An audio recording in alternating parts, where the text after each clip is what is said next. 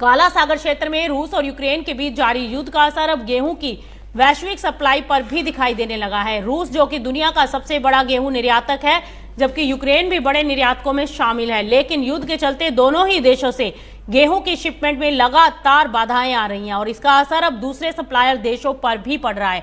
खासतौर पर ऑस्ट्रेलियाई गेहूं के निर्यात भाव में तेज उछाल आ गया है और ये करीब 3 साल के ऊपरी स्तरों पर जा पहुंचा।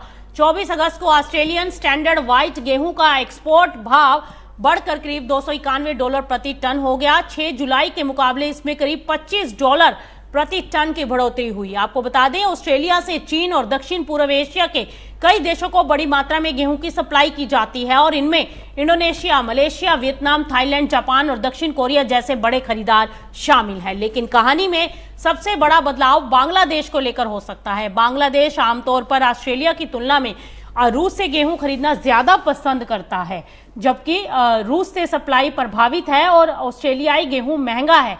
तो अब भारतीय गेहूं बांग्लादेश के लिए एक विकल्प बन सकता है और खास बात यह है कि भारत ने गेहूं के निर्यात पर लगी पाबंदियों को भी हटा दिया है। ऐसे में अगर बांग्लादेश और दूसरे एशियाई खरीदार भारत की तरफ अगर रुख करते हैं तो भारतीय गेहूं की मांग को सपोर्ट मिल सकता है। यानी एक तरफ रूस यूक्रेन युद्ध से वैश्विक सप्लाई बाधित, तो दूसरी तरफ ऑस्ट्रेलियाई गेहूं महंगा और तीसरी तरफ भारत के पास निर्यात का रास्ता खुला है।